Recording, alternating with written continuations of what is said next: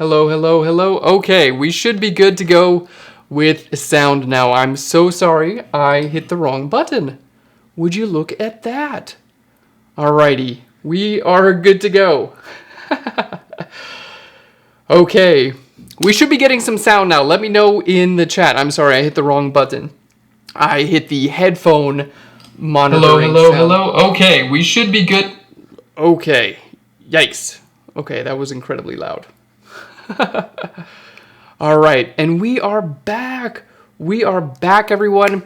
Hey, thank you so much for joining me today on Adobe Live. I apologize about that little sound glitch earlier, but looks like we are completely good to go now. Thank you so much for joining me here on Adobe Live. My name is Aaron Nace from Phlearn, and we've got a super exciting broadcast for you today. We're going to be creating a levitation image completely from scratch. Now, this is going to be a Photoshop composite. So I want you to guys get your Photoshop compositing hat on. Now, not only are we going to be creating this Photoshop composite levitation image, we're also going to be bringing it into After Effects and actually animating it. So I'm so excited. I've got the chat up here. Thank you everyone for joining me here in the chat. Look like we've got Sean from Cosell. Thanks so much for saying that I'm a pro, even though I messed up that audio a little bit earlier. Sam Peterson, welcome in everyone. Thanks so much. Colby, so good to see you. I just love seeing everyone here in the chat. We've got a wonderful broadcast today. So if you have any questions or anything you want to just,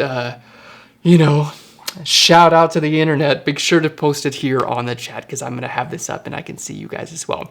Now, before we get into our broadcast today, let's go ahead and take a look at our schedule for the rest of the day. We've got, this morning we took a look at interior design in Photoshop with Spencer. I watched Jason's Premiere Pro Daily Challenge earlier. Fantastic. If you guys didn't catch, Paul Tranny did the Daily Creative Challenge. This was actually super cool, merging together an iceberg with a plastic bag, and we're going to be reviewing some of those entries here today as well. My name is Aaron Nace from Phlearn, and we've got photo compositing. Next, we're going to be joining up our Illustrator Daily Creative Challenge with Claddy. What's up? Shout out. We've got Branding and Identity with Lena, and XD Creative Challenge with Andrea. We've got a Draw Along with Kyle T. Webster. That's super exciting. Kyle is an absolute boss, creates amazing Photoshop brushes. And then we've got a Design Off with Voodoo Val and Chris. I'm so excited about the rest of our broadcast. Guys, we've got a really fantastic day. So without any further ado, let's go ahead and jump into my favorite program, Photoshop, if you didn't already know. Okay, so here we are in Photoshop. Now we're gonna go ahead and open up our images here. There we go. Let me stop this lower third here as well. All right, thank you so much for reminding me, everyone. Okay. So let's go ahead here and open up our images for today's broadcast. So we've got a few sample images today. We're going to be working with JPEGs, and then I've also got pre-cut out versions as well to save a little bit of time. Okay, so let's go ahead. I've got all of my images up here. Let's go ahead and there we are. Simply just make them a little bit smaller. And we've got 4 different images. We're actually going to be compositing different pieces of each one of these images together. So let's go ahead and start off with my Move tool. And we're going to hold Shift and click and drag from one image to another. There we go. Shift, click and drag. There we go, from one image to another. And then we're going to take a look at all of these images and kind of get an idea of how we're going to be creating this levitation photo. So has anyone tried to do levitation photography? Let me know in the comments. I'm seeing these comments come through and you guys are doing great here. So let me know here in these comments if you guys have ever tried levitation. I've spent years doing levitation and I've come up with what I think is both the easiest way to do it and also the most realistic way to do this. Okay. So here we have our different images for our levitation. So My favorite technique for levitation is to simply photograph a person jumping in place. And then, of course, you want like a place for them to land on safely. But if they're jumping in the air, basically we want to take a couple of different photos to have our people jumping in the air. And then we want to have our clean background so we can composite that person into that photo. Alrighty.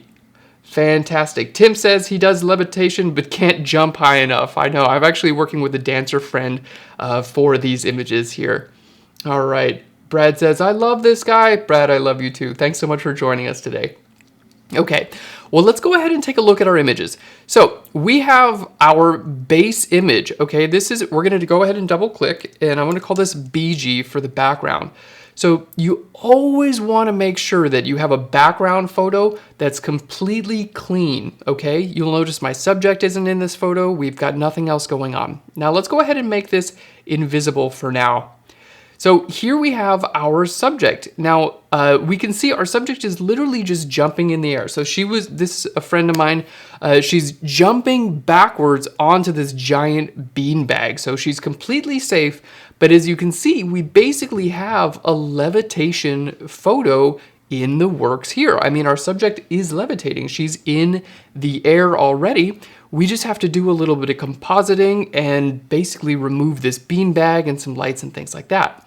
Now, we've got a couple of different images, and we're actually going to show you how to combine different photos of our subject together to create a composite, and where to split those to make that a little bit easier. Okay, and then here we have our, this is just kind of an extra image that we had. So you want to do a couple of these jumps and basically just pick and choose different parts of your images that you're going to combine. Okay, who's that in the mirror? Looks like it was a friend of mine from our photo shoot helping out there. Alrighty, so now this image here, we're actually not going to use this one. There we go. So we're going to go ahead and just double click on this layer. We're going to group this with itself by hitting Control or Command G. Okay, and I'm going to just call this archive because we're not going to wind up using this. So we want to just stay really nice and organized. So we're going to go ahead and take our background. Let's group that with itself. There we go. And we're going to start off. Okay, let's go ahead and group these two images together and just double click and call this subject. Fantastic. So we're going to start off cutting out our subjects from the background. Now, we're going to do this with the pen tool. I've already cut our subjects out to save a little bit of time, but in case you haven't used the pen tool before, it is the most accurate way to cut out objects in Photoshop. So I'm going to show you how to do it. We'll just go real quick here, and then I'll bring in my pre-cut out images. Okay, so let's go ahead and zoom in with our pen tool. So we're going to hit P for the pen tool. Okay, and then here we go. We'll just go ahead and click here and then click and drag to create a little bit of curve. Let's go ahead and zoom in a little bit more. Now, my favorite keyboard shortcut is to hold spacebar and then Control or Command, and you can zoom in or out super easy. Okay, now let's hold Alt or Option. I'm going to drag this next point in this direction and simply click and drag. So the pen tool is all about clicking and dragging throughout your scene. So you can see I'm following the lines of my subject. And because my subject is on a complicated background, this is by far the best way to cut them out.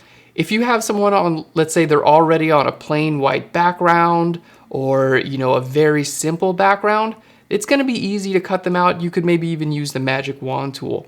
But the pen tool is really the way to go if they're on a little bit more of a complicated background. And you can see I'm just kind of clicking and dragging a couple points as we go along. And already we've done a great job cutting out the arm and the hand. So I think a lot of people, when they first look at the pen tool, it seems like something that maybe would take a lot of time or maybe looks a little bit intimidating. But the results that you can get from the pen tool speak for themselves. You can get more clean selections using the pen tool than any other tool that I've found in Photoshop. Okay, good deal. So this is a little intro on using the pen tool. Now, as I said before, I went ahead and cut out my subject already, to save a little bit of time. So let's go ahead and bring those images in here and composite them in. All right, let's go ahead and grab our images in. Now these are just TIFFs. There we go. So let's go ahead and open up both of these TIFFs. There we go, that we already saved out. And here you can see in each one of these images, let's just go to our paths here, okay? Now in this image, I've already made a path of the lower body of my subject, okay? So I've got a pen path surrounding my subject, and you can see how accurate we're able to get with this. So once you've made your pen path, it's time to turn it into a selection, and then we're gonna load that selection as a layer mask. So to turn a pen path into a selection, super easy, just hold Control or Command and click here right on the thumbnail in your paths dialog. And you can see here our subject is cut out, the lower half, okay? So we're gonna go ahead and click on our background layer. There we go, and click on our layer mask. And you're gonna see we've got a perfect cutout of the bottom part of our subject. All right, and we have some questions about how to cut out hair. We're gonna show you how to do that as well, because hair, I like to use different methods for hair. The pen tool is really good for solid edges, like hard edges, like the outline of a person's body. But hair is what's considered a soft edge, so we have some different techniques for that. And we're gonna show you how to do that too. So let's go to our next image here, okay? We're gonna just hit F for full screen. This image is where we took the top part of the subject. Okay, let's hold Control or Command and click on the top part of the subject. Now you'll notice with this pen path, I didn't even bother trying to cut out the hair because we're gonna be using a different technique. Okay, so let's go back to our layers, and I'm gonna load in as a layer mask. So we've got one part of our subject that's just the upper part of her body, and then another that's the lower part of her body. So not only are we compositing subject with background, we're compositing subject with subject, which is really cool.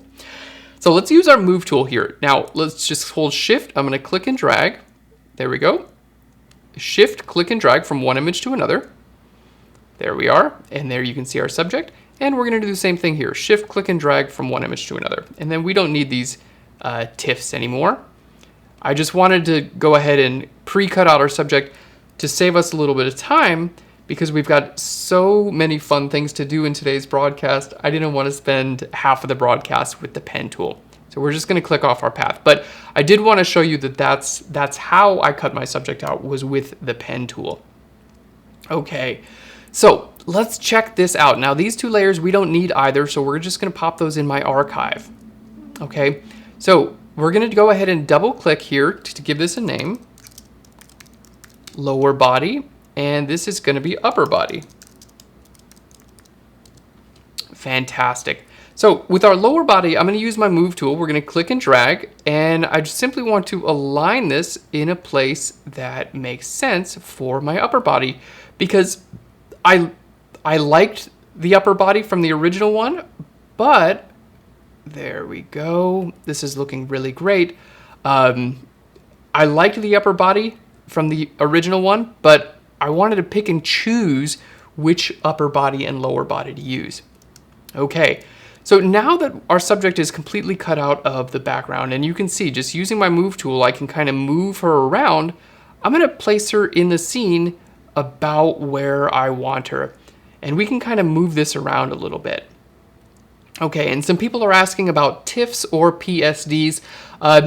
As far as compatibility is concerned, you can use layered files and pen tools and masks and paths in either a PSD or a TIFF. So it's really up to you as far as what you want to use. The nice thing about TIFFs is they are very wide in their file compatibility, so you can open them in other programs. PSDs have a little bit more limited support. If you're just using Photoshop, totally cool, use PSDs, but sometimes I'll use TIFFs, so anyone can open it in any program. Okay. Fantastic. So now let's go ahead and show you guys what we're going to do with the hair. Now, because we're just using layer masks, there we go. We need to line this up a little bit better. Okay. Because we're just using layer masks, I can hold Shift and click on this layer mask and check that out. All of a sudden, I've got back all of my original image. So now we're gonna go ahead and cut out our subject's hair. And to do that, we're gonna use channels. Now this is my personal favorite way to cut out hair because it's so powerful. So let's go to our channels dialog here. We're gonna just simply click on channels, click on RGB first, and then we're gonna look at our red, green, and blue channels, okay? And I'm just looking for contrast between light and dark here, okay? I want my background to be relatively light, and I want the hair to be dark. So this looks pretty good. Now I'm gonna go ahead and duplicate our green channel. Just click and drag it to the new channel icon, and we're gonna hit Control or Command L for our levels, and I'm gonna bring my black levels up a little bit, and we're gonna bring our white level up a little bit too. And what this is doing is it's kind of enhancing the contrast of my image. So you can see if I were to make a selection out of this, it's gonna do a great job, including all this fine detail from the hair. Fantastic. Let's hit OK on that. So to turn this channel into a selection, simply hold Control or Command and click here right on the thumbnail for the channel. Now, this is always going to select the light areas of your channel. So if you want to select the dark areas, simply inverse your selection. You can go from select and down to inverse. Great. So back here on our layer, I've got the same layer mask completely intact. What we're gonna do now is I'm gonna simply just paint white with my brush tool and check this out. I'm literally just painting her hair back into this image. So I made my advanced selection with that channel, and now I'm simply just painting her hair back on the layer mask. How awesome is that? Such a cool technique, and you can use this to cut anyone out of their background, including their hair. So again, we used our pen tool. There we go. Let's go ahead and get all these little strands and things like this up there. We used our pen tool, fantastic, to take care of her body. And here we're using channels to go ahead and cut out her hair. All right, these are such cool tools we have available to us. Now, what we want to do is layer mask this a little bit more. Okay, so I'm going to zoom in here. I can just paint black on my layer mask. So you can see it included some of the areas of the background, but not a problem. I can just simply paint black on my layer mask and remove those. Okay, so we just have a regular brush tool and we're just painting black here. Super, super cool. This is my favorite technique for cutting out hair. Looks like you guys are enjoying it in the chat as well. All right, now we are going to show you guys how to take care of some issues that might come up with feathering, because this is something that I know I've run into in the past, and it can be relatively tough to basically color match everything and make sure that you don't have all this like white fringing and feathering all over your image. There we go. We're going to take care of that. I also really enjoy just painting hair with the brush tool, so we're going to show you how to do that as well. Fantastic. Okay, and this actually looks really good. We're off to a great start here. Now, if we zoom into this, we can see in some of these areas, we have hair that actually includes a little bit of light color from the background. This is actually a great example right here. Can everyone see this where the hair is a little bit light around the edges? This is called fringing, and this is by far the most common problem we encounter when we try to cut out hair from the background. Now, I've got an awesome solution for you. Basically, I don't necessarily need to change the layer mask at any point. So if you see fringing just like this is not necessarily a layer mask issue. This is something you can actually take care of with clipping masks on the layer. So let's go ahead and show you guys how to do it. It's incredibly, incredibly cool. So we're going to create a new layer on top of this. Now, just to show you guys how clipping masks actually work, okay? What we're going to do with this layer is I'm just going to paint red right over top of my subject, just like this. Okay, just painting red over top of my subject. And now what we're gonna do is right click on this layer and I'm gonna go to create a clipping mask. Boom. Now, can you see that when I created a clipping mask for this, the red layer all of a sudden becomes visible only where my subject is visible. In fact, if I were to zoom this out a little bit and paint in other areas of my subject, you can see it's only going to be visible where my subject is, including all of that really nice masking I did for the hair. Okay, now if I unclip this, and Option Command G is the keyboard shortcut for our clipping masks, by the way. So if I unclip this, you're going to see basically I've got this red visible everywhere. I clip this again and it's only going to be visible where my subject is.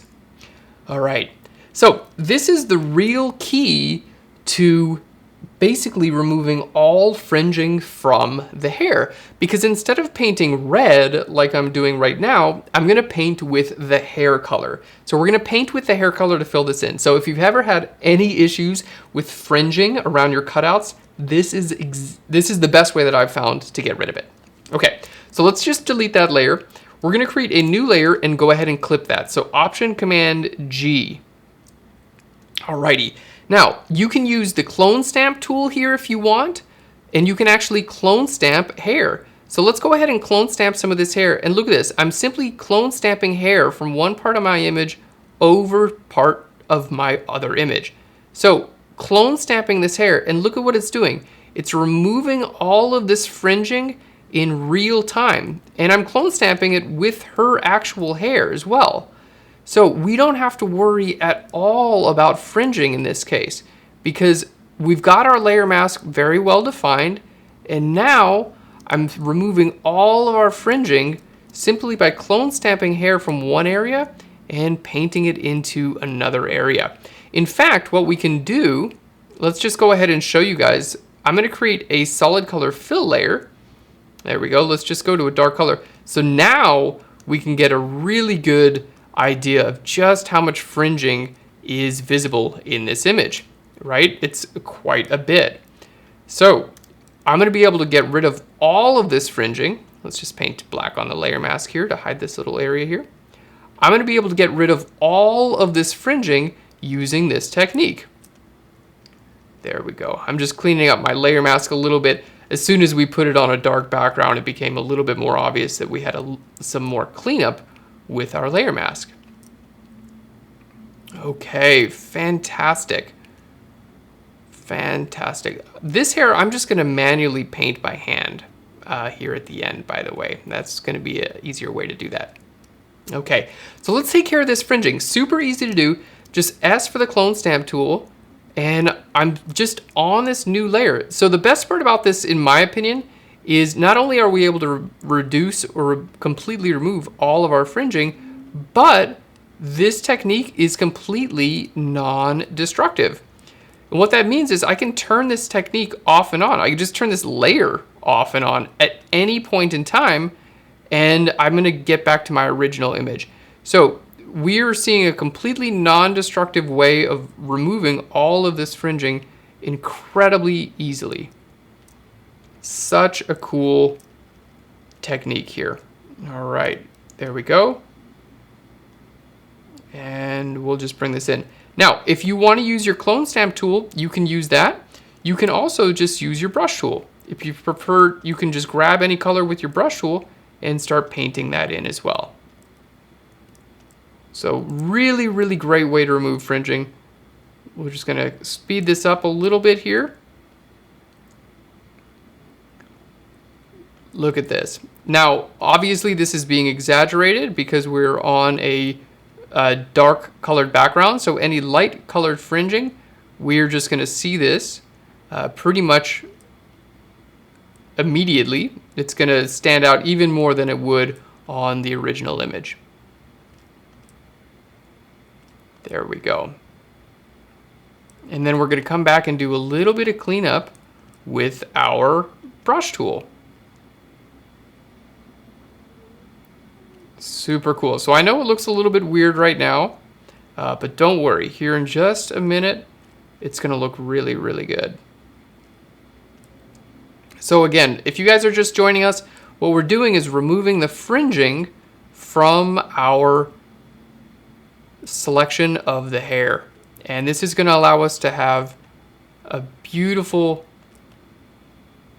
selection of hair that's perfectly well cut out of the background with no fringing. Because I'm hoping we have time to take this into After Effects. I want to animate this at the end of today, at the end of today's lesson. There we are. So let's go ahead and make this background invisible, and there we have our subject's hair. All right, now let's go ahead and take my layer mask here. I'm going to just layer mask a couple things away with my subject's hair. But can you see how we've removed all of the fringing of our image? It's now completely gone, and we have all of that detail. Okay, so let's go ahead and create a new layer. And with this new layer, I'm going to use my brush tool. So we're just going to hit B for the brush tool. We're just going to choose a small brush here. Okay, let's make sure we have, there we go. I'm going to go into Windows and go into my brush settings.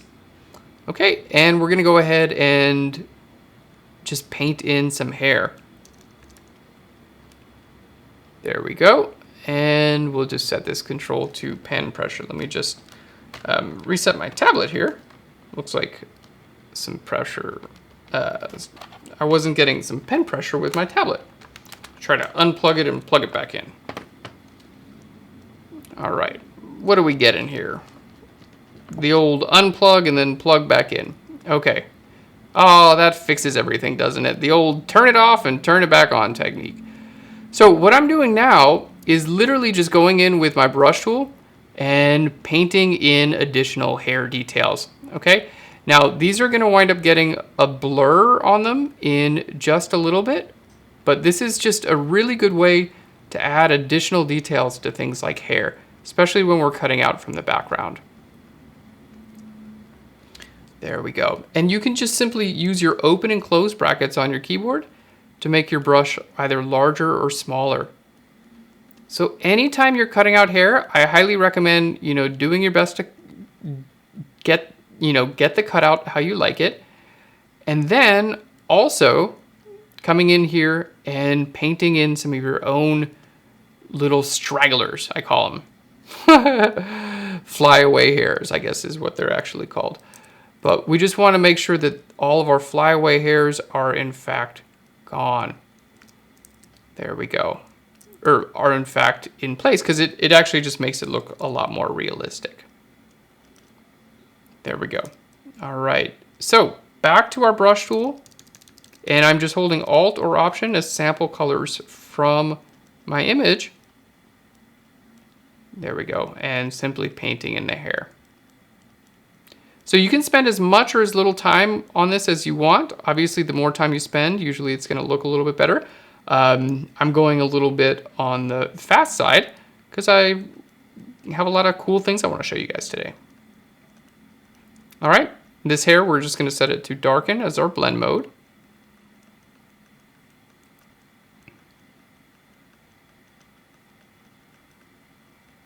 There we go. Looking great. We've got a couple more little stray hairs that I want to add. And then this is going to get a little bit of a motion blur and a Gaussian blur to it because I want it to kind of match the resolution of the rest of my hair. There we are. Fantastic. So let's hit R for our rotate tool. And this really helps when we want to work, beautiful, when we want to work at like a little bit of an angle, because sometimes it can be relatively hard to paint detail because of the natural curvature of of basically how you move your hand. So it can be really nice to rotate your canvas a little bit. There we go. And that's going to allow you to simply paint in a little bit more of a natural way. Okay, so we see the hair, it's looking pretty good. But we do want to do a couple of things to help this look a little bit more realistic. So we're going to go to Filter, we're going to go to Blur, and I'm going to go to a Gaussian blur. We're just going to give it a little bit of a Gaussian blur. All right, and then we're going to go to Filter, Noise, and I'm going to go ahead and add noise to this layer too. Just a tiny bit of noise, but it's gonna help match this. Okay, we're gonna click on monochromatic. It's gonna help match this detail with the rest of my photo. And that way, when we zoom out here, okay, we can see we have all of the detail that we want for this image. All right, so here we have our subject. We have a little bit more hair here. There we go. I'm just gonna paint that white on the layer mask as well there. All right, fantastic. So now we have our subject. And remember, originally she was actually cut out into several different pieces. So her hair looks great at this point. We do have another thing that I want to focus on, and that is introducing a little bit of transparency into her dress, because there are a couple of areas that I actually want to see through just a little bit. Okay, like up here, we want to see through that a little bit more. So for the bottom part of my subject, I'm going to hold shift and click on that layer mask. Fantastic. And we're going to go to our channels, and then literally just the same thing. I'm looking for a contrast here. And what I want to do is I want to make her dress a little bit darker. There we go. And the background a little bit lighter. So that looks really, really good. Let's hold Control or Command and click on this thumbnail. And that's going to select the lighter areas of this image. So now that we have those lighter areas selected, check this out. I can simply go back to my layer mask and I can start painting black on my layer mask. There we go. And we're going to start to see through this dress a little bit where it already has transparency. So we're literally painting in transparency into this dress, which is, I think, incredibly cool. Very, very cool. So let's see, look at this. I'm simply painting away these areas and it's becoming transparent. Super cool. I'm going to invert my layer mask and paint white on here. Look at that. Transparency. Very, very cool. Now, again, we just have to create a new layer mask and clip this because I just want to paint with a white color right here on top of that. Okay? And if you need to, you can just come in here and clean up your layer mask a little bit. All right. Looking so good. There we are. And I'm just going to bring in the brush tool and do a little bit. Oh, I was on my layer mask just then. Bring in our brush tool and do a little bit of cleanup here. Fantastic. So we can see we started off with two completely separate parts of my subject's body, and here we're able to merge them together. Wow, look at that, with transparency built into it. There we go. Looking super, super cool. Okay, so now what we're gonna do is just blur our layer mask a little bit, because as you can see here, the layer mask has a really sharp edge. So we're just gonna give it a little blur. Now, you can use a Gaussian blur. You can also just go into you can go to select and then down to select and mask. But in this case, we're just gonna do a tiny little bit of a Gaussian blur, okay? So let's just go ahead and do a Gaussian blur on our layer mask. We'll just do like a 1 pixel, maybe like 1.5. There we go. Let's go up to 2 because she is in the air and we do have a little bit of motion. So a 2 pixel. Fantastic. Okay, and then we're gonna do the same thing with this layer mask here. All right, now, if you guys see this area too, you oftentimes will see this sort of thing.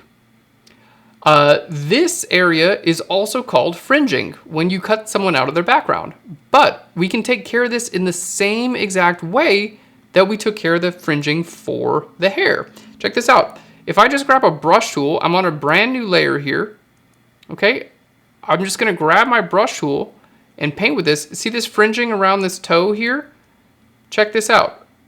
I'm on a new layer that's clipped to my subject, and I'm able to completely take care of all of this fringing. Do you see that? So here's the before.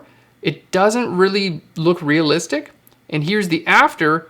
It's looking a lot more realistic. So we're completely removing all of this fringing. Basically anything that doesn't help our composite look realistic, we're able to remove using this technique.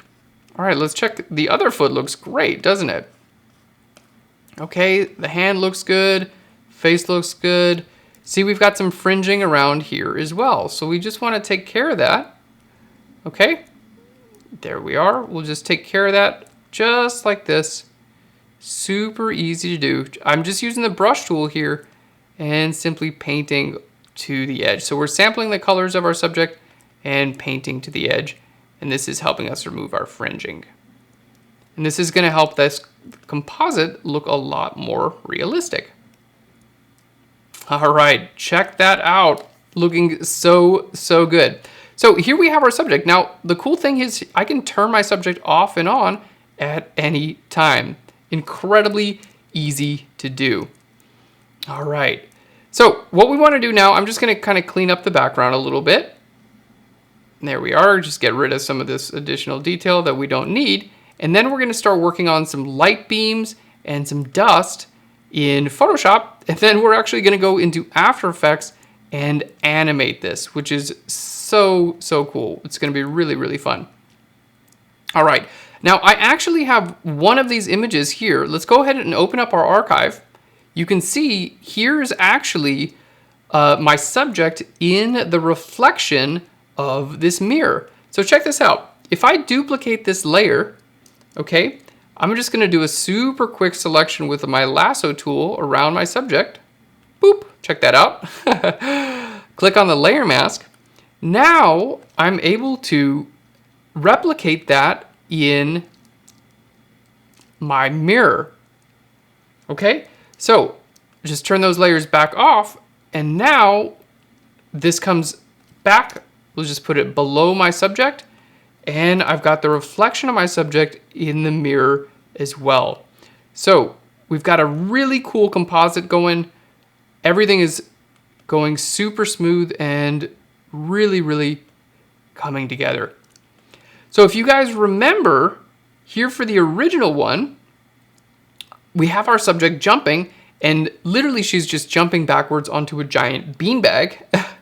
And in this case, we simply remove this beanbag and we have our subject now floating, completely levitated, which is so incredibly cool. So this is something that you can do at home. You really don't need that much at all. Like if you were wanted to do this in your living room, you could jump on your couch, for instance, and then maybe take a picture and then move the couch away. And you can composite those two together just like we did here, and you're gonna get a super realistic result. So there's so many different ways that you can do this. All right, well, we've got some more really fun things that we're going to do here. We're actually gonna bring in some of the light reflection from the window as well, because sorry, not the reflection, but some of the light glare and flare from these windows. So let's go ahead and show you how to do that as well, because I actually want to take some of the light from the windows themselves and use that for the effect. So for now, what we're going to go ahead and do is let's just group this and call this reflection. There we are.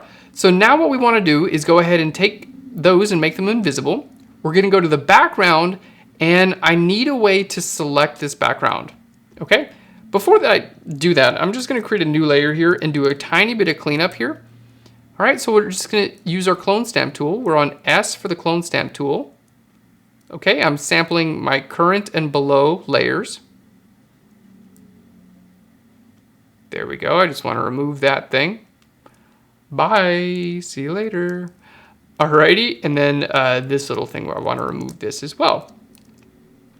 All right, very cool. So let's go ahead and do this as well. Just again, using our clone stamp tool, I'm able to completely remove these details. Fantastic, and you can see it really doesn't take too long. Now I've got a little preview of my clone stamp tool as well. that's allowing me to see where this is going to be painted in. So it's super accurate and very, very quick to do some of this. All right, there we go. So we went ahead and removed some of these elements from the window that we didn't want.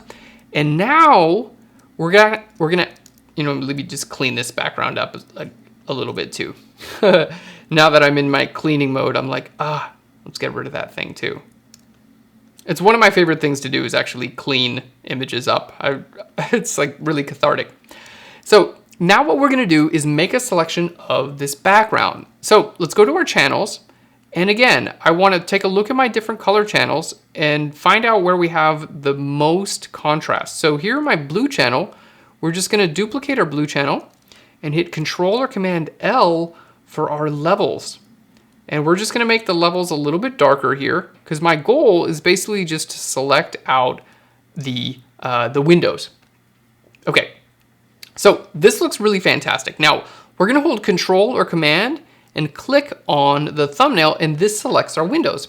So on a new layer, check this out, you guys are gonna love this. On a new layer, what we're gonna do is grab a solid color fill layer, okay?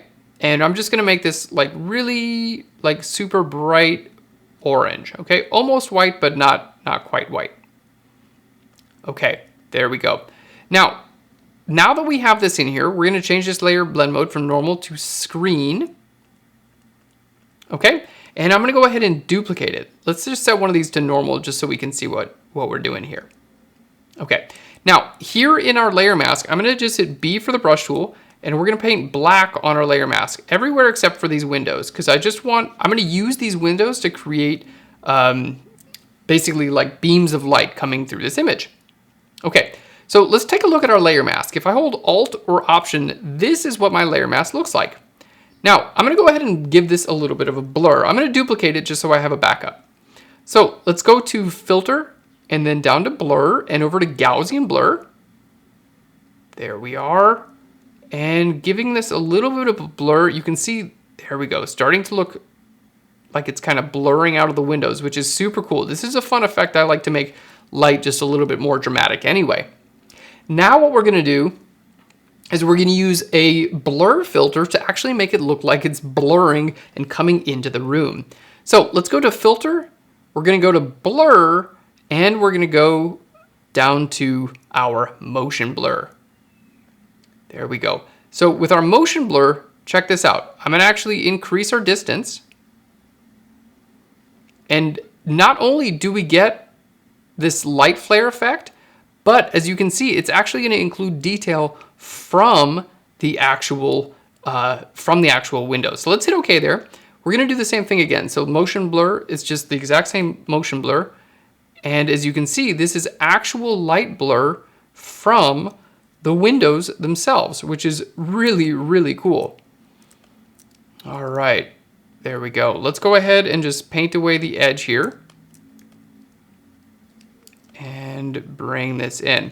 So now we're just gonna bring our subject back visible, okay? We got our reflection there. And here we have some of this behind our subject. Okay, now, you might be noticing, okay, we've got some of this light flare coming behind our subject, and that looks pretty cool, but we want some of this coming in front of our subject as well. So let's go ahead and show you guys how to do that. So what we're gonna do is duplicate this layer. I'm gonna put this above our subject. There we go.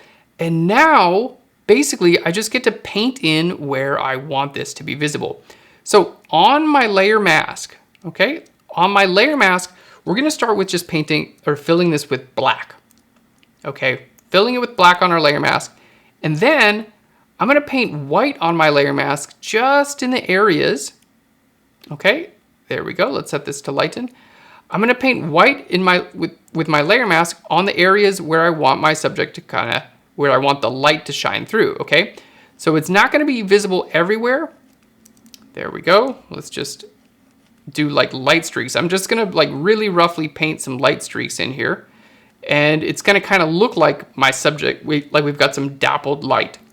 So I'm also gonna go to Window and then down to our brush settings. Okay, I'm gonna turn on scattering here.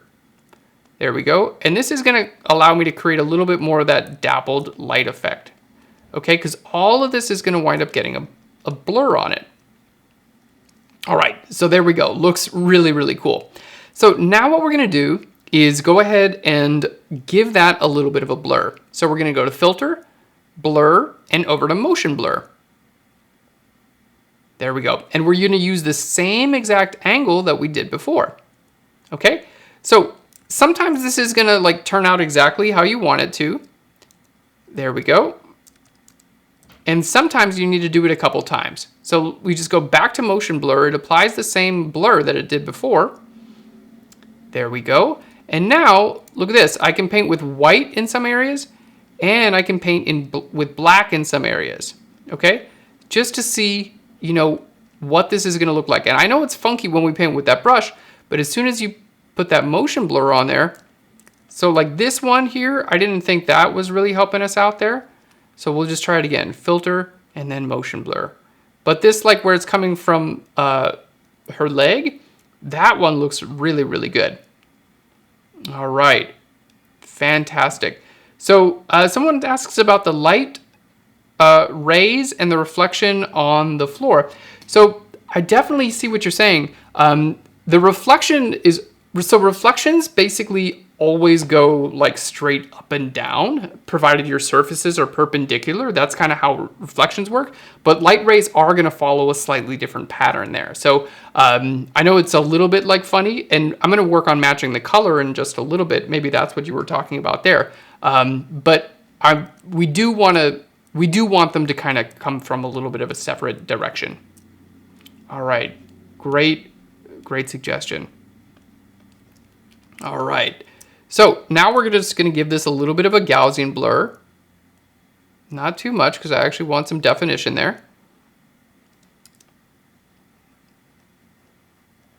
All right, looking good. And then really, I think light rays are just the best when they're super, super subtle. I'm usually not trying to make like crazy pronounced light rays. Okay, very cool. So now let's take one of these and take care of the background. Thank you so much for pointing that out, because we do want to take care of our background. I'm going to set this from normal to lighten. Okay, and then match our color here on the floor, because we do want to go ahead and make sure we match that color. So that was a great suggestion. Maybe we'll just set this to soft light, or yeah, there we go. Well, let's try hue instead of color. Maybe we can do screen. Sometimes it's just like, oh, go through your blending modes and see which one works the best. All right. Keep in mind, we can still move our subject around if we want to. There we go. But I think she's actually looking pretty good. And these light rays, I think, are looking really good as well. So I'm going to duplicate this layer by hitting Control or Command J.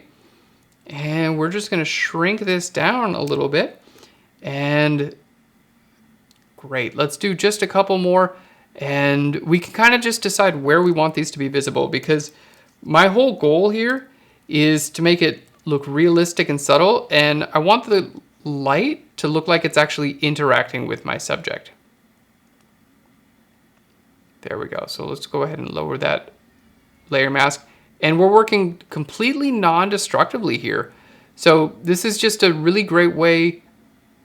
There we go. Fantastic. This is just a really great way that you can kind of test some things out. You know, we're not stuck with anything here. Okay. So I really like what we have going on now. I think we're starting to look really, really good. Now, we do have a couple more things we want to clean up, because let's go ahead and zoom in here. Can you guys see this little bit of fringing here? How that kind of like ruins our effect a little bit, right? Ruins the light effect, because that should actually have light instead of dark. So what we're going to do is go back to our subject. Okay, let's go ahead and group some of these layers together here. Alrighty, Control or Command G. Just call this light rays. All right, let's call these front light rays. All right, fantastic. We're doing so great, guys. We've got a lot of really fun stuff left to go. So now we want to just create a new layer. And again, using that same exact technique, we're just going to do our, there we go. We're just going to get rid of this bit of fringing completely. Oh, I forgot that we broke our subject into 2 layers. That'll do it. All right, there we go. So now we're going to get rid of this fringing completely. And then in a second, I'm actually going to paint some of this light color on our subject. Check that out. Look how easy it is to get rid of that fringing. And it makes a huge difference in as far as the overall believability of the composite is concerned. All right, so check this out. So here's the before and the after with that. Super, super cool. So before didn't look realistic, and the after it's looking much better. Okay, now what we're gonna do is actually take this color, okay? We're gonna take some of this color from, there we go, check this out. Taking the color from that glow, and I'm painting it over top of my subject, okay? Now this is on its own layer. It's on its own layer, so I'm not at all destructive here. This is like literally, I'm just painting this glow of light around our subject, okay? So we get this effect.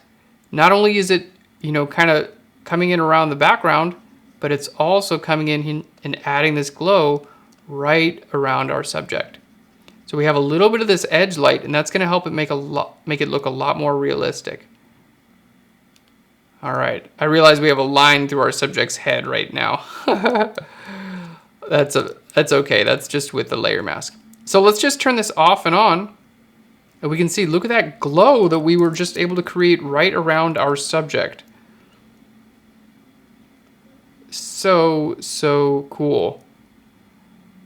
Fantastic. All right, so let's go ahead and find the front light rays here. There we go. And see which one of these is perfect. See which one of these is giving us that little bit of effect right around our subject's face. There we go. So let's go ahead and turn that layer off and on and see what it actually looks like. So we're gonna go back to our subject now and just turn this off and on. Can everyone see how, we'll zoom in a little bit more so you can see a little bit better. So here's the before. And there's the after. Look at that. I'm literally able to paint light right around my subject. Okay, there we go. Here's the before and the after. Okay, so now I basically just want to do the same thing with the bottom of my subject. Okay, so again, we're just kind of painting a little bit of this edge light around our subject. And this is just going to help this composite look a little bit more. There we go. It's going to help the composite look a little bit more realistic. So we're actually bringing in some of this light here. All right, and if it's too strong, no worries. Just grab your eraser tool and erase away like 20 or 30%. There we go. And because we're using clipping masks here, it's just going to show up where my subject is visible.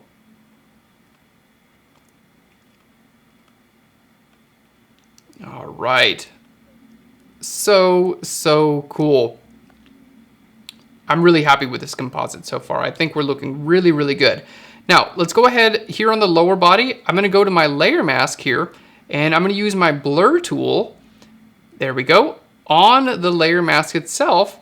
And I just want to blur, oh, there we go. I was using my smudge tool, sorry. I want to go to my blur tool. There we are. And I want to just blur a couple of these areas on my layer mask, because the layer mask, especially for the where the dress is just a little bit too well defined in my opinion. So just using this blur tool, I'm able to kind of soften that edge up a little bit. All right. Yeah, for those of you guys asking in the comments, I'm definitely using feathering on all of these brushes. And different amounts. And I cut my subject out using the pen tool to start with. And then once I was happy with that selection, I went ahead and applied a Gaussian blur to the layer mask. Okay, so definitely have a blur on all these edges, because if you remember from the original photographs, she actually did have a bit of a blur on her in the photographs, and basically that's because she's jumping in the air. So we had a little bit of motion blur that was just naturally present in the image to begin with. So that's why I wanted to make sure we replicated that blur here. There we go. We want to make sure we replicate that as well. All right, looking really, really good. So I'm going to go ahead and clone stamp a couple areas here just to kind of do a little bit of cleanup. All right, fantastic. I think we're looking awesome, everyone. I hope you're enjoying this so far. All right, so we're at a pretty good spot right now. Now, I do want to add a couple little like dots and things like that, but let's go ahead and save this out as a PSD. All right, or a TIFF. Some of you guys are like, what? You're using a TIFF? That's crazy. There we go.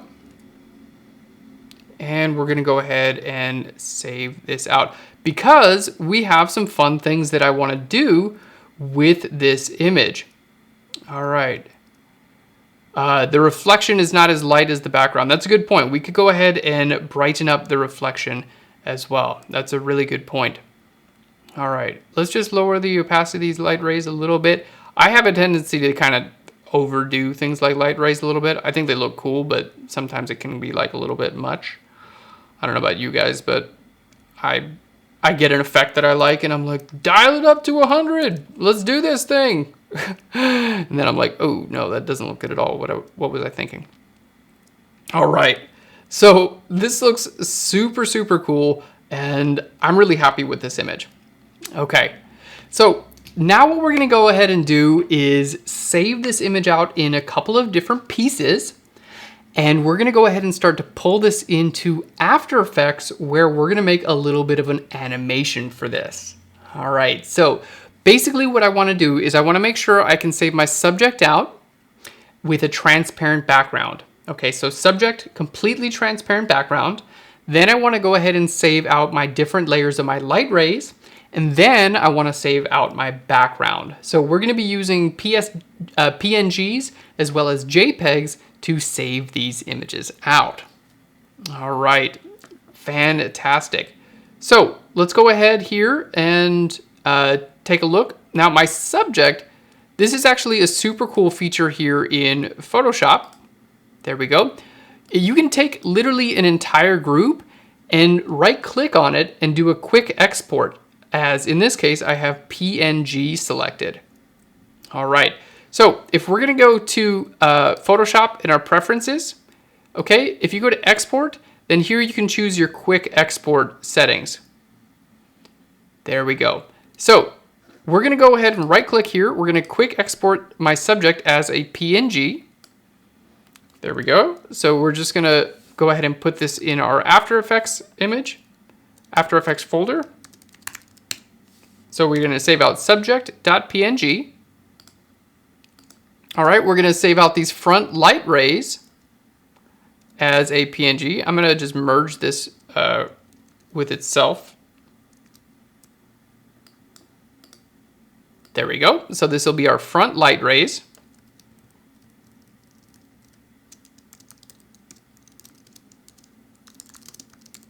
So you guys are going to see just how easy it is to put all of this stuff together and create a short animation. All right, we're gonna quick export that as a PNG, and we're just gonna call this backlight rays. Okay, we're gonna do, I'm not gonna animate the reflection here just to save a little bit of time. There we go. And we're gonna call this background.png. Okay, so we're looking really good. Let's go ahead and put everything back together again so we can take one more look at it and see what we did today. Super, super fun. All right, and just because we're doing a streaming broadcast at the same time, I'm gonna go ahead and open After Effects, and then we're going to quit Photoshop just so I can see everything together. So it'll just take us a second to kind of like get us all caught up here.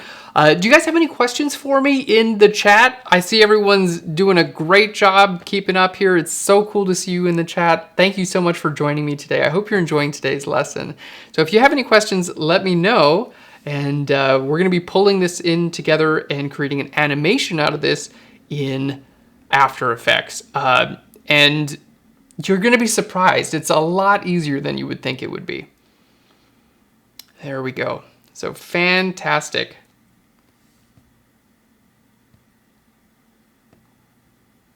Fantastic. And at about 1 o'clock today, that's Central Standard Time, so my time. So in about 30 minutes, we're going to be taking a look at our images from today's daily creative challenge that Paul Tranny got us set up on.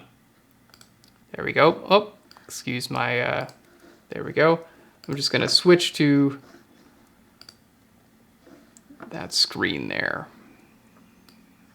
All right, let's go ahead and full screen this. And we're going to go ahead and open up a new one. All right. Thank you so much, everyone. Thank you so much for joining today's live broadcast. It's really, really great seeing you. All right. Can we get the images for these lesson plans? Yes, you most definitely can get the images for the lesson plans as well. Yeah, we're going to post those here on right here in the chat. I actually was able to upload those to WeTransfer. So, yep, you're going to have those right here in the chat. If we could go ahead and link that up, that'd be fantastic. Okay, so we're going to go ahead and start a new project here in After Effects. There we are. So, new project here in After Effects, and we're going to go ahead and bring in our images. So let's just go to our, the way that I like to do this, honestly, is I just go right here into my file browser and I just pull all of these images directly in, just click and drag them right in here to my project. Okay, and then we can just pull these into our timeline. All right, and we went ahead and linked that up. So anyone who wants those sample images, check in the chat. Phlearn tutorials just linked up those sample images. I'm sorry that link isn't clickable, but you can go there and get those images. And it looks like Tim was able to post those WeTransfer images as well. So thank you so much to the Phlearn team as well as Tim for loading those sample images so you guys can follow along. So let's go ahead and grab our background.png. We're just going to click and drag this to the new layer icon. Okay, and it's really, really big here. Okay, so we just want to go ahead and scale this a little bit. Actually, it scaled really well. It scaled perfectly, actually. Okay, so we have our background. There we go. And now let's go ahead and bring in our subject. That's going to be right above our background. Okay, we have our back light rays, so that's going to go behind our subject. And then we have our front light rays, and that's going to go in front of our subject. Great. So you can see here my layers down here, they work very similar to how they do in Photoshop. Okay, so basically I've got my background on the bottom, and then we're going right up all the way to the front light rays. And you can turn any of these off and on as well and duplicate them. So we've got a lot of great controls. Now, I want to just say that I'm not an After Effects expert. I've spent many, many years in Photoshop, but my After Effects knowledge is, I know just what I need to know to get the job done. So I'm sure some of you guys are After Effects experts out there, and if you have any suggestions for me, please leave them in the chat. But I'm going to show you how to get this animation done. It's going to be very, very cool. So what we're going to do is we have a timeline here. So I'm going to go ahead and shrink down our timeline because we really only need about 5 seconds. As far as the reflection is concerned, we're not going to animate that just based on time, but basically you would do that the same way that we're going to animate our subjects. So thanks for bringing that up. I have a bunch of really cool things that I want to do here in After Effects, and I don't think we're going to have time to get to the reflection as well. But you basically just animate that the same way. Okay, so our subject. Now let's go ahead and take a look at our subject. We're going to take a look at our transform, and the first thing we're going to do is just add a key point, or add a what are these? A keyframe. Add a keyframe for position. Okay, so there's our start position, and then here we're going to go to the very end, and we're going to set an end position simply by moving our subject. So she's just going to move from one place to another. And now you can really get a sense of why we needed to take care of the fringing, because let's say we wanted to move her in front of the mirror or something like that, you would really see a lot of that fringing, right? So we really want to make sure that we take care of that fringing. Okay, so let's go ahead and take a look at this before. All right, so this, our first point, maybe I would just bring her down a little bit for the first point. Okay, so here's our first point. There we go. And then she's going to be moving from the first point to the second point. There we go. And let's go ahead and save this out here. There we go.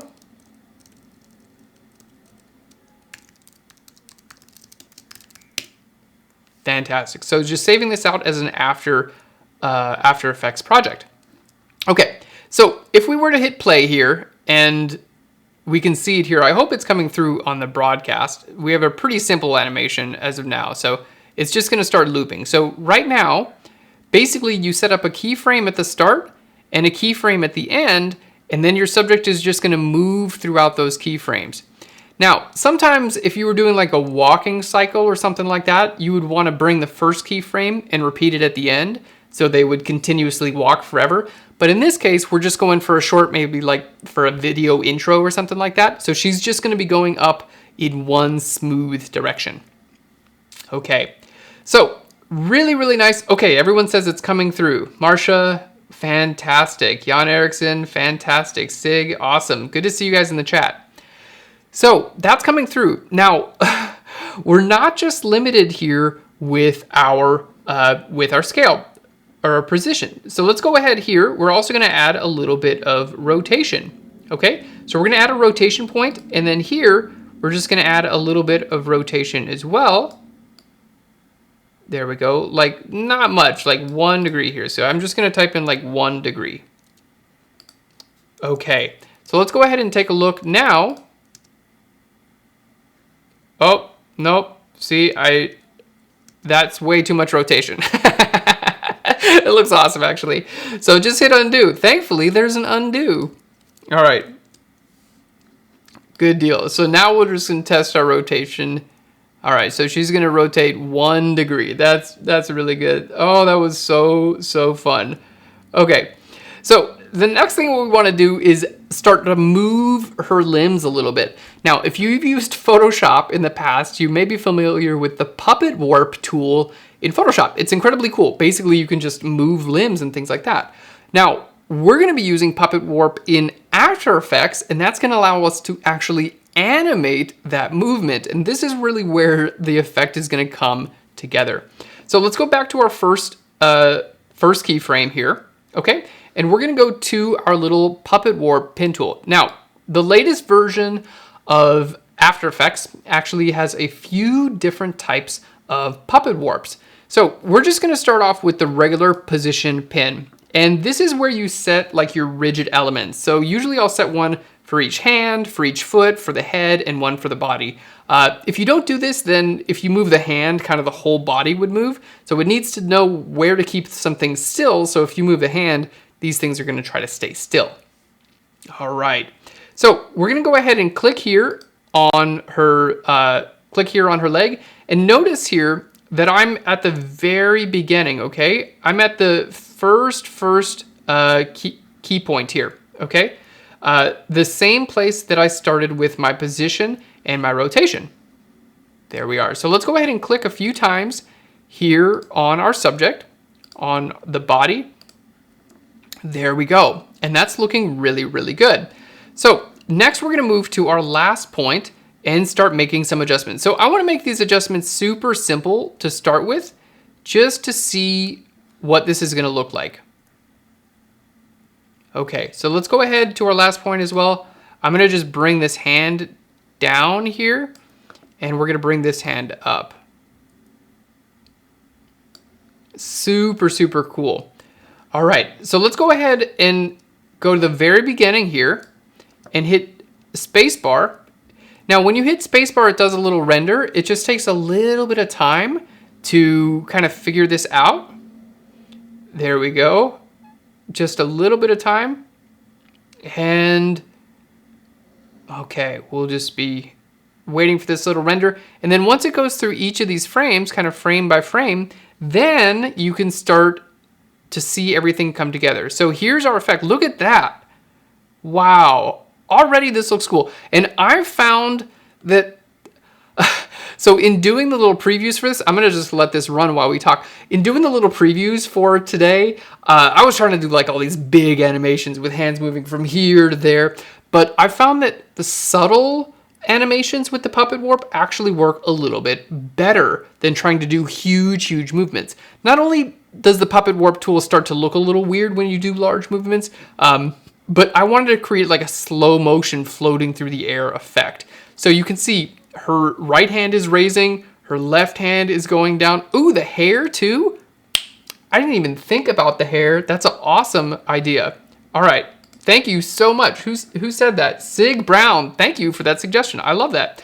So let's go ahead and add a couple key points for the hair as well. So we're gonna go here and add a point for the hair. There we go. I'm gonna put 3 of these on there. Super, super cool. And then we're gonna go back to our last keyframe. All right, and what do we think? Move the hair like this. You can kind of come down and out like that. This is the coolest thing about these live broadcasts here, is that you guys are actually able to help me through this process, and we can create this together. So really, really cool ideas. Keep them coming, everyone, because I'm loving how this is all coming together. All right, so let's go ahead and hit the space bar, and everything's just kind of coming together, and we'll see how the hair looks in just a second. So it's a really nice little bit to preview here. All right, I'm gonna go ahead and take me and just shrink me down. There we go. Just shrink me down in the corner a little bit so we can see this animation. All right, I think that's looking super cool. I think we could even go a little bit more from that. And Carol has some great suggestions about particles, and we actually are gonna add those in just a second. So yes, definitely, thanks for that suggestion. All right, do one more with the skirt as well. All right, we'll do one more with the skirt. So let's go ahead and bring this back to the beginning. All right, there we go. And then, whoops, I didn't want to move it for the beginning. We've got to go to the end and then move the skirt. I don't want to get too complex here, again, because I've found that the more complex I go, it just tends to not look good. I don't know. Again, I'm not an After Effects expert, so you guys probably have some really great idea. All right. Oh, cool. Oh, Jan Eric, I guess you could say that the model is floating with a PH. I love that. Thank you so much. How beautiful. All right. Floating in midair. Yeah, that's brilliant. Okay. Looking really, really good here. All right. Yep. And I think the hair is looking awesome. I think all in all, we've got a really, really good effect going on. Super, super cool. I hope you're enjoying this. Okay. So let's go ahead and let it play one more time so you guys can see. Maybe I want a little bit of movement on the front foot as well. So let's go ahead and get back to the first point. Get back to our last point. And there we go. Just a little bit more movement. All right, fantastic. So we've got just a little bit more time. We're going to go ahead and jump into the Discord server. So let's go ahead and take a look at our daily creative challenges. I'm going to just go ahead and there we are. Fantastic. So if you guys haven't already done so, please go ahead and load in your daily creative challenges. If you watched earlier, Paul Tranny posted this awesome tutorial on blending images together. So let's go up to Paul Tranny's example here. There we go, just scrolling right up. Oh, we've got a lot of really great examples here. All right, so here's Paul's image from earlier today, and basically you can see he's blending this image with a plastic bag with an iceberg, which is incredibly cool. He used some great references, but basically today's great daily creative challenge is all about blending your images. So taking two images together, using layer masks and adjustment layers, just like Paul showed you how to do, and blend them together. So let's see what we have here. We've got people submitting very, very cool. So we've got a day 2. Looks like we've got multiple icebergs by Joaquin. Looking good. Oh, KTU, you nailed it. You basically just did an exact replica of Paul's image. You did a perfect job. Congratulations. Keith used a completely different set of images. Looks like we've got some waves here in the coffee cup. Super cool. It's really inspiring to see you guys take what you learn here on this live platform and then apply it to your own images. I think that's really where the beauty of all this live interaction comes. Plus, it's just really fun to watch. All right, Matthews, having some fun. Oh, looks like we've got the Titanic up there. We all know how that story ends. Oh, Finding Nemo. Oh, with the clock in there, like time is ticking. Oh, we got some pretty real messages going on here, but very, very well done. Michelle from some day 1 challenges, looking great. Pippa, awesome, more from the day 1 challenge. Camille, looking great. You guys nailed it. Paul did such a good job teaching today's creative challenge. I think that, you guys absolutely nailed it. Let's just go ahead and there we go. I think you guys absolutely nailed it, and thank you to Paul and everyone who's entered. So if you haven't already done so, you can sign up for the Daily Creative Challenge. There's actually a link right here on Adobe Live, and basically submit your images over Discord. And today, as well as tomorrow, we'll be reviewing all of your Daily Creative Challenges. So thank you so much to everyone who's entered. Alrighty, well, we've got a little more, we've got about 40 minutes left. We're gonna be doing more animation. Let's go ahead and get back into After Effects. Alrighty, here we go. And there we are. We're back in After Effects. Okay, so here we are back in After Effects, and I'm gonna get my little chat window up a little bit. Thank you so much to everyone who entered. So you guys can see right here on the top of the chat, you can see it says, jumpstart your design skills, register for the Creative Challenge. That's where you enter today's Daily Creative Challenge. And you can always watch Paul Tranny's rebroadcast if you want to learn how to do that. Okay, so we're looking really good back here on our composite image. Now, how fun is this, right? This is basically, so we started off with literally someone jumping on a beanbag. And this is now what we have here. And we've done this in like an hour. So cool. And we're already animating. So the next thing I want to do is add some particles to this animation, because I've got these light rays coming through and I want little particles in the air to kind of interact with the light rays. So here's how we're going to do this. Let's go ahead and close this down here. Okay, we're going to right click here in our timeline, and I'm going to go to create a new solid. There we go. And let's just choose our color. We're going to go all the way to black in this case. Okay, and this is going to be black solid 1. So let's hit OK. Alrighty, now we're going to go ahead and add an effect to this solid. So After Effects is relatively similar to how it works in Photoshop. You can actually make layers like adjustment layers if you want to, and you can even set up blending mode. So that's what we're going to do. So we have a black solid here to start with, and I'm actually going to add a snow effect, and then we're going to tweak it to look like dust is floating in the air. So to add your effects, simply go up here to where you see effects and presets. You don't even have to know where everything is because you can just type it in, okay? So we're gonna go to this simulation, CC snowfall, and I'm gonna click and drag it right here on this black solid. There we go. So hitting right there on the black solid. There we go. And I can't really see anything. I think I need to increase the size. So let's just bring our size up much bigger. Let's get all the way to the maximum size here. Our size is now 15.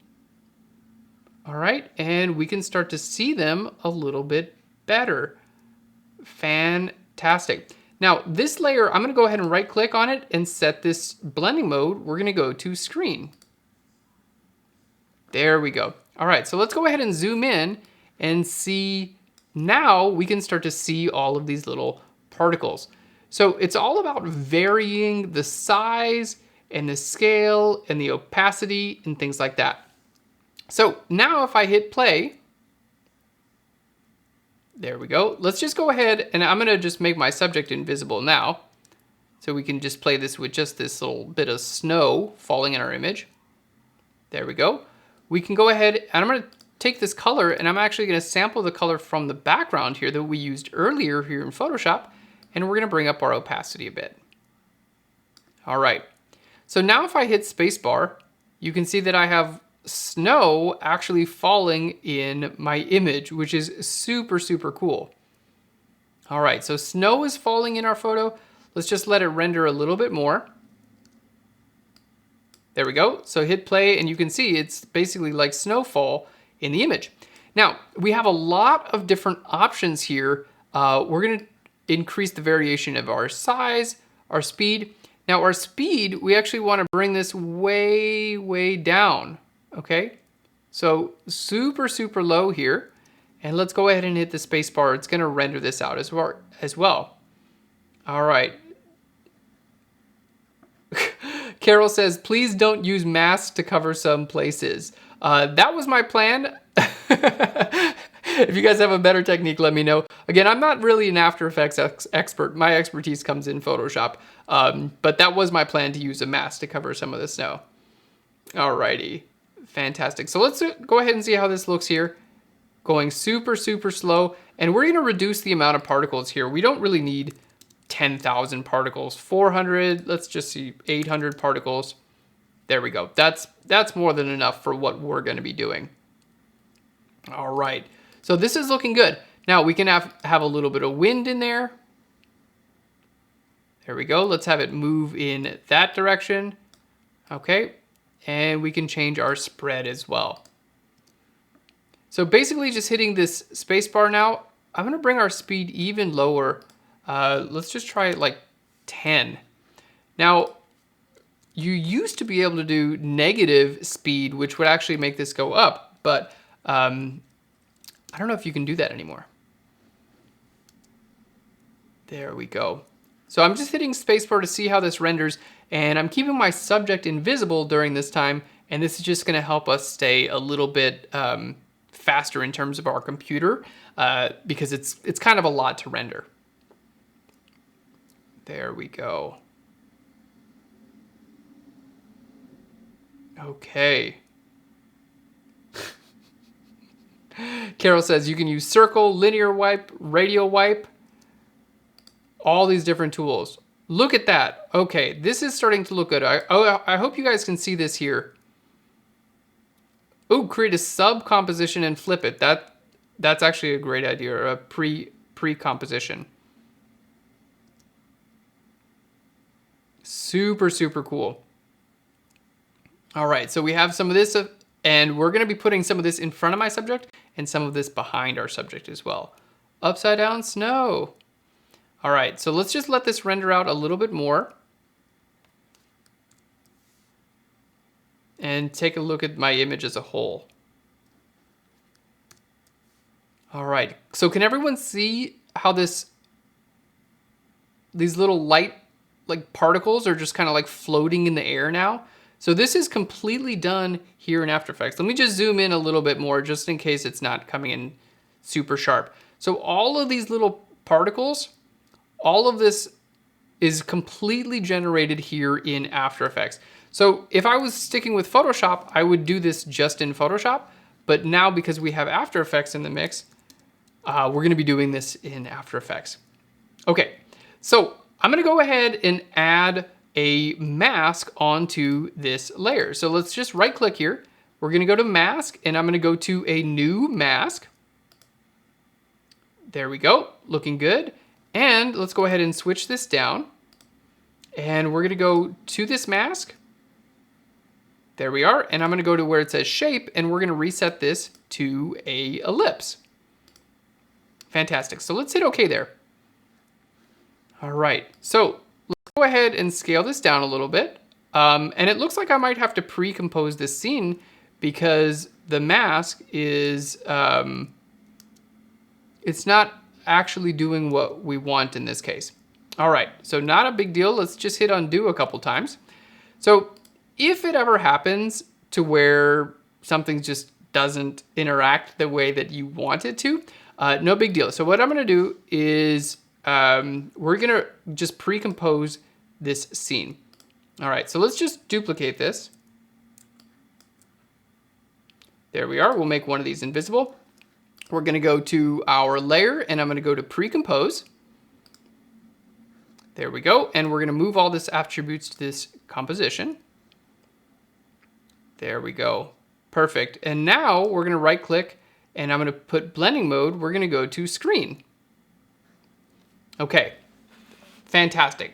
So next we're gonna go ahead and add a mask to this. There we are. So basically the same way like we were doing in Photoshop with our masks, we just want to make sure that this is only visible kind of like around the light source. There we go. So now we can just feather our mask a bit. And we're just going to make this a little bit smaller.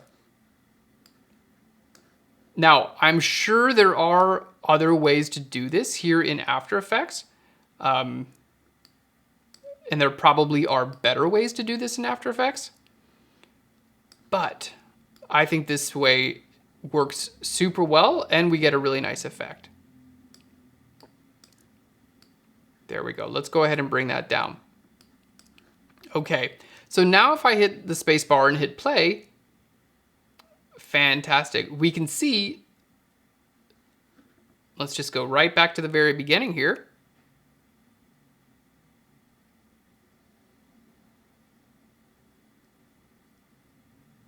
All right, and right here, now we can see that we have this. Oh, that looks so good. Oh, this is so much fun. I hope you guys can see this. We've masked it in, so it's just visible there. Now we can bring up feathering for our mask as well, which just softens the edge. That way, things are gonna be completely visible inside the mask and just kind of fade out. So instead of having like an off and on, it's gonna allow us to have a little bit more of a natural dispersion there, which is super cool. Okay, so let's go ahead and turn our subject back on. We're just gonna click on this and we can see these little light particles are actually gonna be in front of our subject. Now, what we wanna do, I'm actually just gonna copy and paste this. We're gonna put some of these behind our subject too. There we go. And we're gonna go ahead and transform this. So we're just gonna go ahead and scale this down just a little bit. There we go. And put that back there. And then I'm gonna make a couple of copies of this as well. Fantastic. There we go, we'll put one right there. And the reason I'm scaling it down is because it's a little bit further away from my subject. So these light particles are actually gonna be farther away, so we want them to be smaller. And I'm able to completely scale everything down. Super, super cool. All right, now I don't wanna try to do the entire, I don't wanna try to render out the entire project just yet because we have some more things that we're gonna add. So next we're actually gonna add light rays to the scene. Now I know we already have some of these light rays visible and we can animate those as well, but I wanna actually add light rays here in After Effects also. So let's go ahead and show you guys how to do that. We're gonna go ahead and create a new solid. There we go. That looks good. I'm looking at our composition. It looks like we're basically the full size of my background image. So that is one of the reasons why this is going to take forever to render, but that's okay. All right, so let's go ahead and add a noise effect. This is gonna be like, what, 8K resolution when we're done with it or something like that. All right, so let's go ahead and add a, there we go. I think it's fractal noise. There we are. And we're just gonna go ahead and take this blending mode, actually of the entire image here. For now, we're gonna right click and we're gonna make this blending mode of screen. So if you're familiar with Photoshop, a lot of this stuff is actually super, super similar. All right, we're gonna bring our complexity down. Now I'm gonna go into my transform. We're gonna turn off uniform scaling, and we're actually just gonna scale this way up on our width and way down on our height. Then we're gonna bring our complexity all the way down as well. So again, what I'm doing is trying to create something that's gonna look like light rays. There we go. Yeah, Adobe Live now in 8K. Exactly. All right, so there we go. Let's just go ahead. I'm gonna turn off my subject for now, just to save a little bit of processing power. So we can change all kinds of things here. We can change our soft light. We can change really just, there we go. All of these settings in here, and you can kind of just like play around with this for basically forever. You know, there's no right or wrong here. All right, so this is gonna be light rays as well. Now, yeah, everyone has to go out and buy more RAM after this stream. So this is gonna be our light rays as well. Now, the first thing we wanna do is add a little bit of animation, because if I just hit play on this right now, let's go ahead and make our particles invisible too. There we go.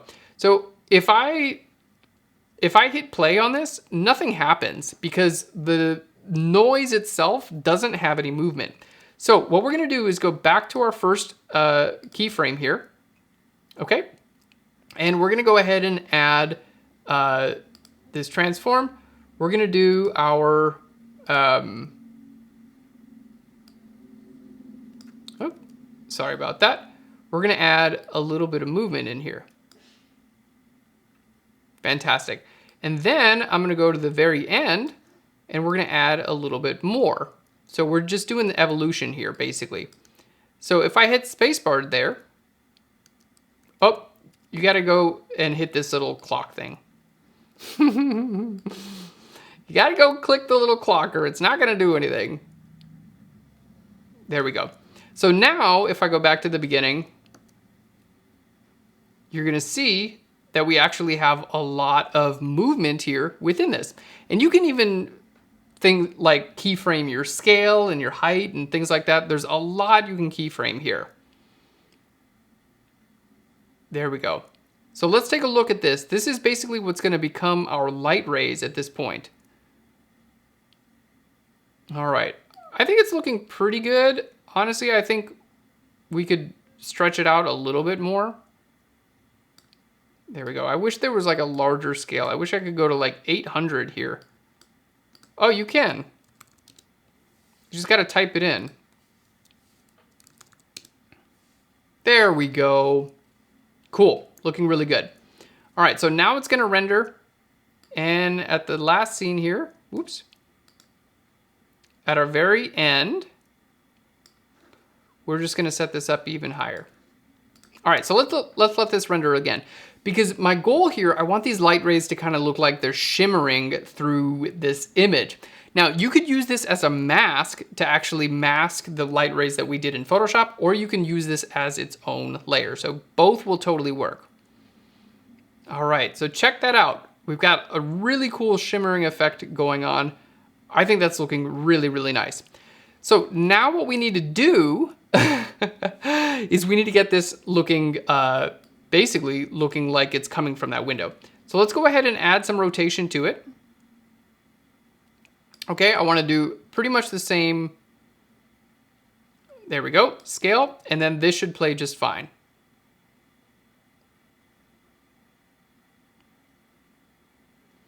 Very cool. Now I can take my contrast. Let's just increase our contrast a little bit there. And I can always change the opacity of this layer. All right.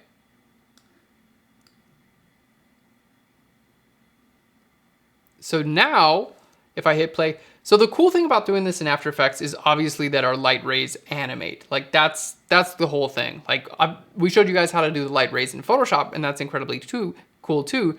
But if we're going to be creating this animation, I think it makes sense to do an animated light rays as well. So let's go ahead and let this load. And look at that. So incredibly cool. Now, for those of you guys who want to learn how to do this sort of thing, obviously, you know, here on Behance, we're showing you how to do these things live. But the wonderful thing about these programs like After Effects and Photoshop is they've been around for a long time, and there are so many tutorials out there on YouTube on how to do this sort of thing. So this effect, I actually didn't even know how to do this not that long ago. I just researched and then basically applied my own little settings to this effect here. So anything you want to do out there, like the perfect time to learn. So cool light rays animating. I love this. I just want to make sure that these are, there we go, the backlight rays. I want to make sure that they're in about the same position as the front light rays are. And yeah, they look like they're in the same position as the front light rays. So that looks awesome. Okay, so what we're gonna do now is I'm gonna go ahead and pre-compose the scene. So let's go back here. We're gonna go to layer, and I'm gonna pre-compose this. There we go. Let's hit okay. And then let's get back to our, there we go. Let's get back to our composition. Okay, and so now that I've pre-composed this scene, what I need to do is right click, because basically pre-composing kind of like flattens everything down. So any type of transparency you had, things like that, that kind of goes away. So it might look like, oh, we ruined it because now it's just black with this light on here. If we hit play, we can see it still animates, which is exactly what we want. But we have to change our blending mode because we have to get, basically we have to get rid of the dark areas. Okay, so we're gonna right click here on this layer, just like we do in Photoshop, go to blending mode, and we're gonna go up to screen.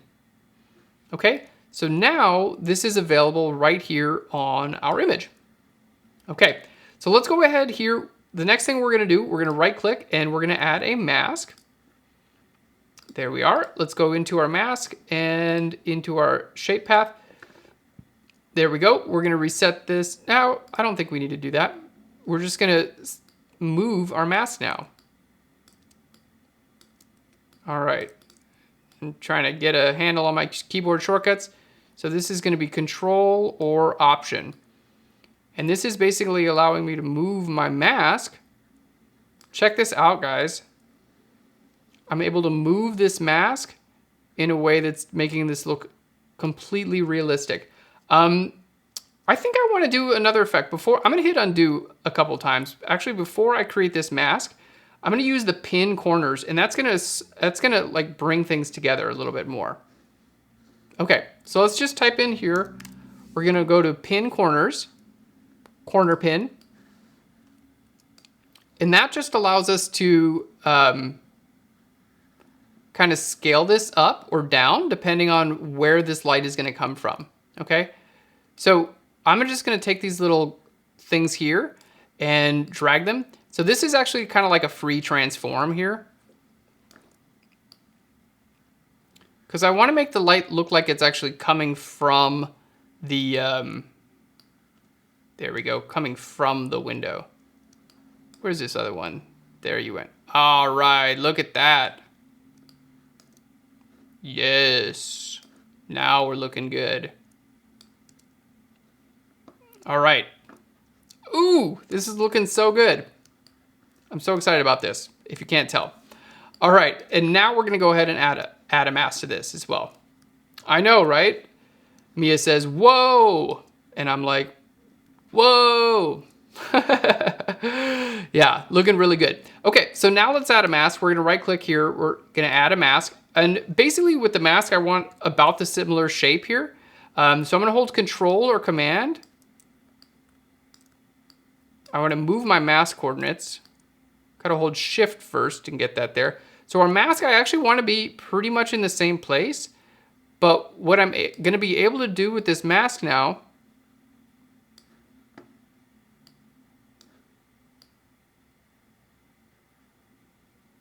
there we go, is add some feathering to it. So let's go ahead and add a mask. We're gonna feather this mask, and that's gonna allow some feathering on the edge, so we don't have that hard edge. You can see there.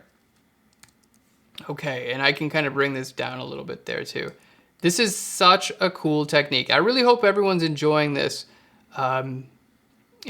technique, because I know, you know, once you realize that, hey, you've got this cool composite in Photoshop, you've already got all your layers separated out, like another hour in After Effects, and it's not even that hard.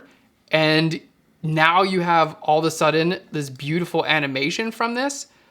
I just think that's so, so wonderful. So let's go ahead and turn some of these particles back on. I just want to like look at this background. All right. So I'm gonna hit this space bar and kind of let this render and see what my particles are doing. And then I can do things like change the opacity. So I can have these particles come in and out as they're visible and not visible. As you can see, it's definitely taking a little bit of time to render. So I just like to hit the space bar and then go, la la lee lee lee, I'm waiting. And then it just goes through the little timeline there. All right, we don't have to render out our entire timeline. We can just let this do just a little bit. All right, and it's so wonderful to see everyone here in the chat. I hope you guys are enjoying After Effects. It really is such a fun tool. Again, I've spent most of my career using Photoshop primarily, but just seeing what you can do here in After Effects, it, for me, just sparks a lot of creativity, and I really, really enjoy it. All right, and then tomorrow we're gonna be doing professional retouching. We're gonna be doing frequency separation retouching tomorrow. Can you believe it? I'm gonna show you guys, it's easier than you would think to do professional level retouching. All right, yeah, Trisha says, la la la la lee. That's the pro tip. Yeah, if you say la la la la lee, then it goes faster. Everything just works better. I think life is better if you just la la la la lee every time. All right, letting this render, and then I can choose things like my opacity, and you can even keyframe opacity. So if you want things to be visible and not visible, look at that. Look at that. Look how cool that looks. I'm just gonna zoom in here so we can see. Oh, don't tell me it's gotta re-render if I just zoom in. Please don't have to re-render. Oh, I think it has to re-render if I zoom in. Okay, we're not gonna zoom in for now. But trust me, it looks great. Okay, so now we can kind of take some of these off and on, and we can even go in here and turn on our opacity. So we're gonna go to our transform here, just bring down our opacity just a little bit. We don't need it to be too visible. There we are. We've got our other black solid. This is just a little bit of dust in front of our subject. There we go. So I'm just going through and taking a look at all of this dust here. All right, this is the dust that's in front of my subject, and we just want to go ahead and I'm going to set this to an ellipse. Oh, this is the one I wanted to pre-compose.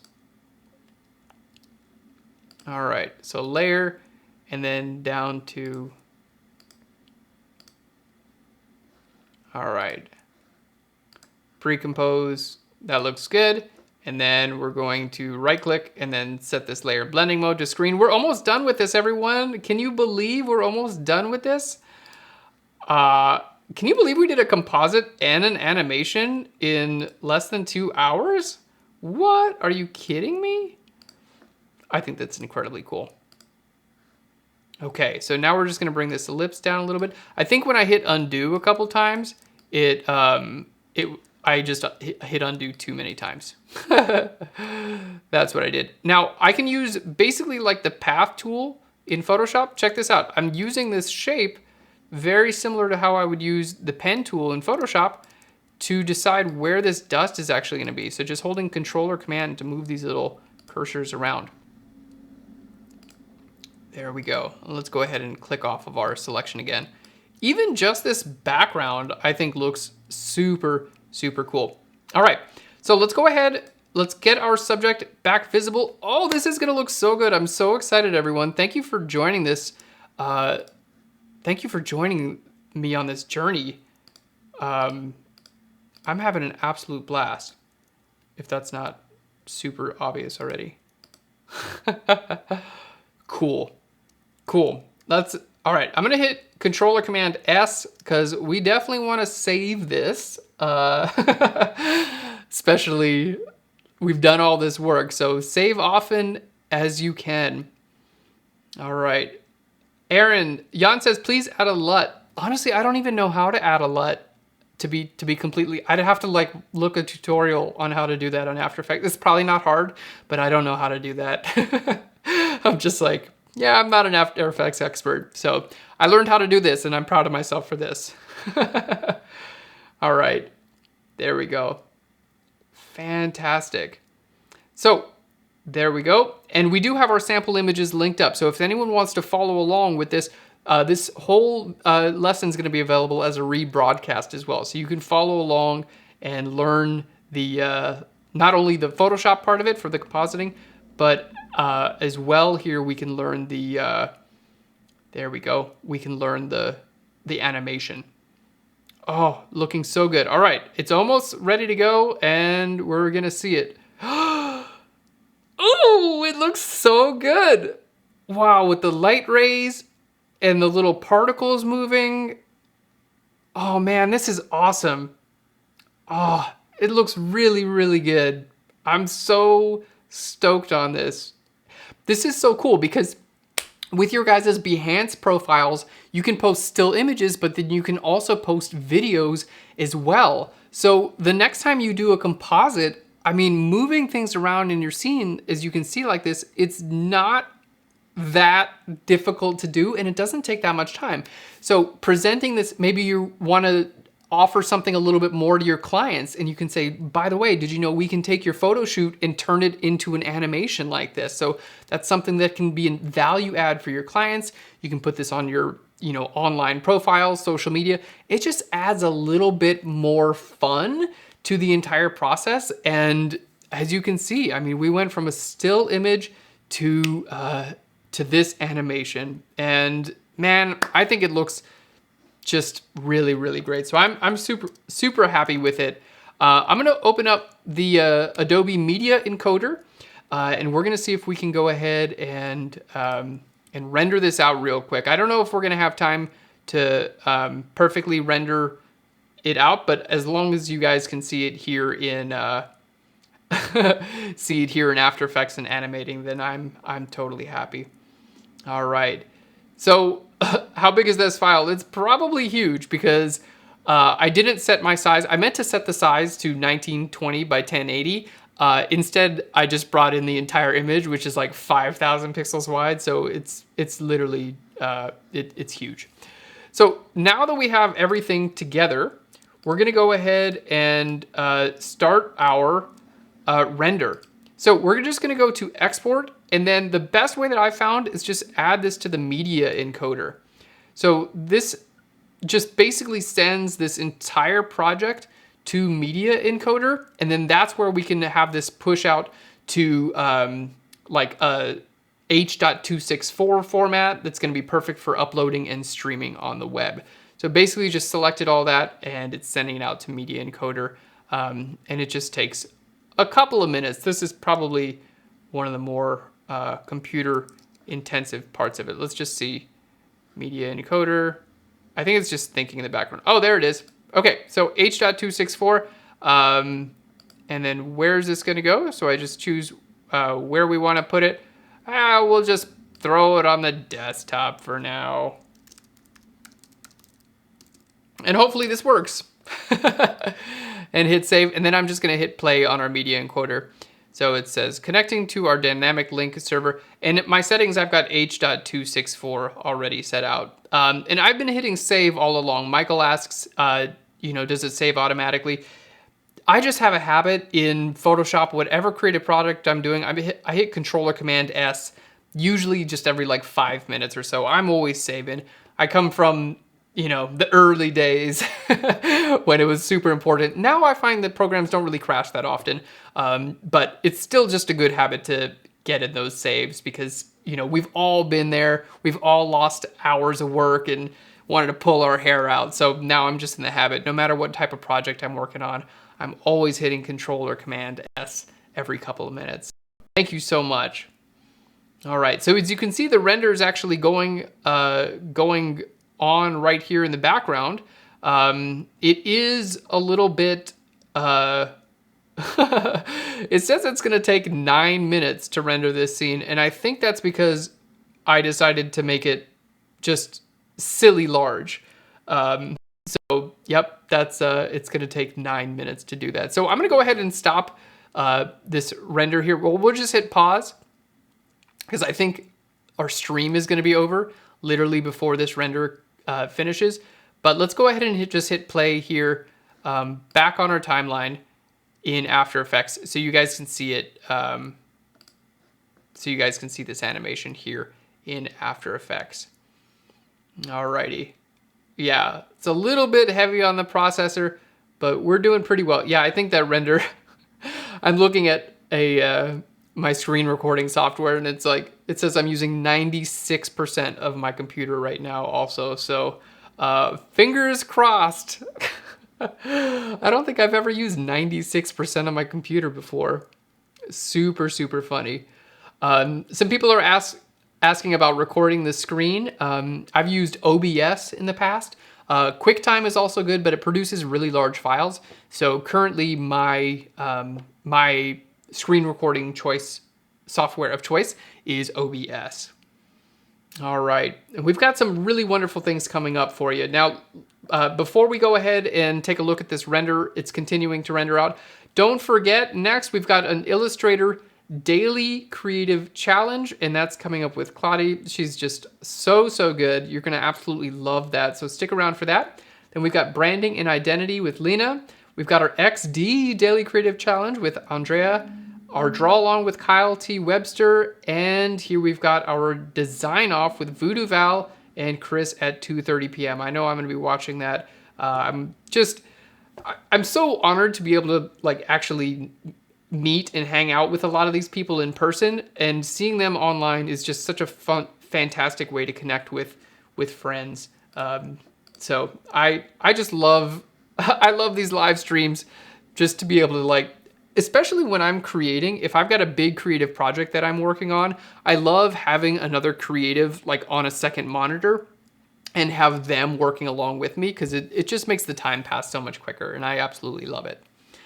So here we are, everyone. This is our final version with our animation. Everything completely pulled together during our live broadcast. So all of our assets are available. You can see those on the chat. We linked those up a couple of times. So if you want to follow along with this, everything is available. You guys can create your own stunning animations incredibly quickly and easily.